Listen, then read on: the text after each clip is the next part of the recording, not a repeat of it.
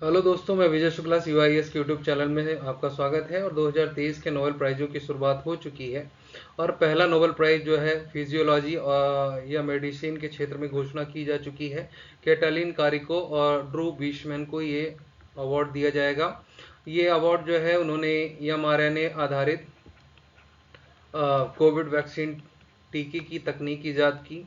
ठीक है, तो कोविड वैक्सीन की जो तकनीक थी वह mRNA आधारित थी और वो तकनीक इन्होंने ईजाद की थी। इसके लिए ही इन्हें ये नोबेल पुरस्कार दिया जा रहा है, क्योंकि इसी तकनीक के माध्यम से जितने भी आपको वैक्सीन, चाहे कोविड वैक्सीन जितनी भी हैं, वो सभी वैक्सीन इसी तकनीकों पे आधारित थी। तो इसलिए ये अवार्ड दिया जा रहा है। mRNA के बारे में बता दें, देखिए डीएनए कभी भी आपके मानव शरीर के गुणसूत्रों का निर्धारण जो होता है वो डीएनए के द्वारा हम फाइंड आउट करते हैं। डीएनए जो है एक बॉन्ड्स में बने होते हैं। ये बॉन्ड्स बंधक होते हैं, अणु होते हैं, एथेनिन, थायमिन और एथेनिन, और उसके अलावा गुआनिन और साइटोसिन होते हैं। एथेनिन और थायमिन जो है डबल बॉन्ड से बंधे हुए होते हैं, गुआनिन साइटिन ट्रिपल बॉन्ड से बंधे होते हैं। और आरएनए के केस में क्या होता है, आरएनए में यूरासिल होता है, टी थायमिन की जगह यूरासिन होता है, और इसलिए दोनों इंपॉर्टेंट है। और डीएनए की कॉपी आरएनए करता है, और जो अनुवांशिक गुणसूत्र हैं उन्हें पूरे बॉडी में पूरे संचरण का काम जो है आरएनए करता है। या आरएनए जो है प्रोटीन निर्माण में सहायता करता है। तो यही प्रोटीन निर्माण प्रक्रिया के द्वारा जो है कोविड वैक्सीन का इजाद किया गया। तो आगे हम डिस्कस करेंगे। दोनों जो है अमेरिकी मूल के हैं। mRNA जो है मैसेंजर राइबो न्यूक्लिक एसिड, इसका फुल फॉर्म होता है। शरीर को प्रोटीन निर्माण का तरीका बताती है। ठीक है, वैक्सीन का मतलब क्या होता है, शरीर की प्रतिरक्षा प्रणाली को बढ़ाने के लिए, शरीर में बैक्टीरिया और वायरस के खिलाफ लड़ने के लिए एंटीबॉडीज तैयार करना। ठीक है, तो इसके लिए हम लोग वैक्सीन लगाते हैं। फिर पारंपरिक वैक्सीन तकनीक में क्या होता है कि मूल वायरस जो होते हैं या जीवाणु के कमजोर पार्ट्स को, कमजोर संस्करण को एजेंट के द्वारा शरीर में प्रवेश कराया जाता है और उससे एंटीबॉडीज डेवलप होती हैं। लेकिन mRNA की जो तकनीक है वो अलग है। ठीक है, इसमें इसी तकनीक का यूज करके मॉडर्ना और फाइजर जैसी वैक्सीन डेवलप की गई हैं। इस जो तकनीक है इसमें जेनेटिक कोड का एक हिस्सा लेते हैं। जैसे जो भी वायरस है, जैसे मान लीजिए कोविड वायरस था, तो कोविड वायरस के जेनेटिक कोड का एक हिस्सा उन्होंने लिया और उसे वैक्सीन में तब्दील कर दिया। फिर ये जो टीका था ये मरीज के शरीर में एंटर कराया गया, और जैसे भी एंटर हुआ वैसे क्या हुआ कि जो वैक्सीन सेल्स जो होती हैं, ठीक है, सेल्स में एंटर कराई गई। उसके बाद सेल को इन्होंने जो है mRNA ने स्पाइक किया कि भैया आप एक काम करो, अब प्रोटीन का निर्माण करो। ठीक है, तो प्रोटीन निर्माण के लिए टी सेल्स जो होती हैं, शरीर की जो प्रतिरक्षा प्रणाली को मजबूत करती हैं, टी सेल्स ने शरीर की प्रतिरक्षा प्रणाली को मजबूत करने के लिए एक्टिवेट कर दिया गया। इन्होंने क्या है, स्पाइक प्रोटीन जो कोविड का वायरस था उस वायरस पर हमला करके उसे नष्ट कर दिया और एंटीबॉडीज डेवलप कर ली। ठीक है, तो टी सेल्स ने एक एंटीबॉडीज डेवलप कर ली इस वैक्सीन के खिलाफ। ठीक है, इससे लड़ने के लिए। तो अब अगर किसी को कोविड होता है दोबारा, ठीक है, तो कोविड होने से पहले ही क्या है कि उसके शरीर में एंटीबॉडीज डेवलप हो चुकी हैं, टी सेल्स ने पहले ही डेवलप कर ली है।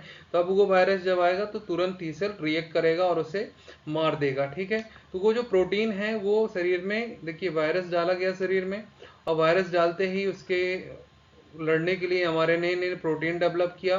प्रोटीन डेवलप होते ही टी सेल्स कोशिकाएं एक्टिव हो गई और टी सेल्स कोशिकाओं ने उन्हें मार दिया, और ऐसे में एक एंटीबॉडी डेवलप हो गई। इसी एंटीबॉडीज का यूज जब भविष्य में अगर कोविड होता है किसी को, तो उसको उसके शरीर में पहले से एंटीबॉडीज हैं तो वो उसकी प्रतिरक्षा प्रणाली को और मजबूत करेगा।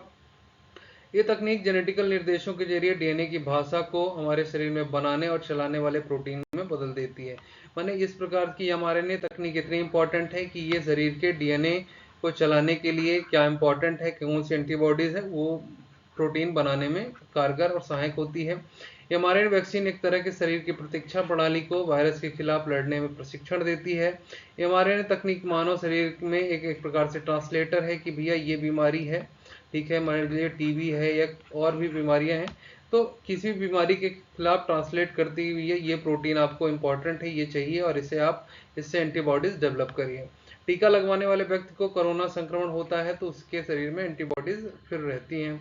फिर देखिए कैटलिन कारिको के बारे में बता दें कि ये हंगरी मूल की थी, लेकिन इन्होंने अब अमेरिका की नागरिकता ले ली है। इनका जन्म 1955 में हंगरी में हुआ था।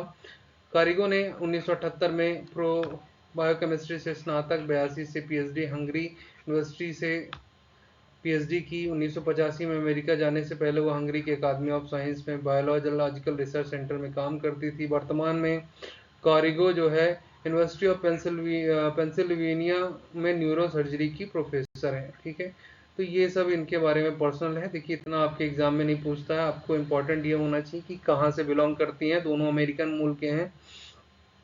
और डॉक्टर ड्रू वाइसमैन जो है ये अमेरिका के लेक्सिंगटन में 1959 में इनका जन्म हुआ।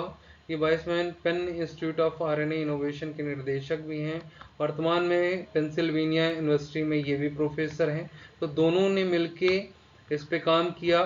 ठीक है, ये mRNA तकनीक कोविड वैक्सीन के लिए जो सहायक हो गई डेवलप करने के लिए। फिर वर्तमान में वाइसमैन जो हैं वो सार्स कोव वायरस के लिए भी काम कर रहे हैं, कि जिससे कि उनका उद्देश्य ये है कि जो वित्तीय संसाधनों कम माने जो कम वित्तीय संसाधनों वाले देश हैं या लोग हैं, उनके जीवन रक्षक के लिए वैक्सीन बनाई जा सके सार्स कोव 2, इसलिए उस क्षेत्र में भी काम कर रहे हैं। चलिए, तो आपको याद रखना है मेडिसिन के क्षेत्र में दोनों लोगों को। ठीक है, ठीक है, तो ये प्री एग्जाम में आपके पूछा जा सकता है और भी वनडे एग्जाम्स में इम्पोर्टेंट हो जा सकता है। ठीक है, तो आपको याद रखना है कि mRNA से संबंधित प्रतिरक्षा प्रणाली डेवलप करने के mRNA क्या करता है कि प्रोटीन्स डेवलप करने के लिए आपको गाइड करता है शरीर को। ठीक है, तो ये याद रखिएगा। धन्यवाद।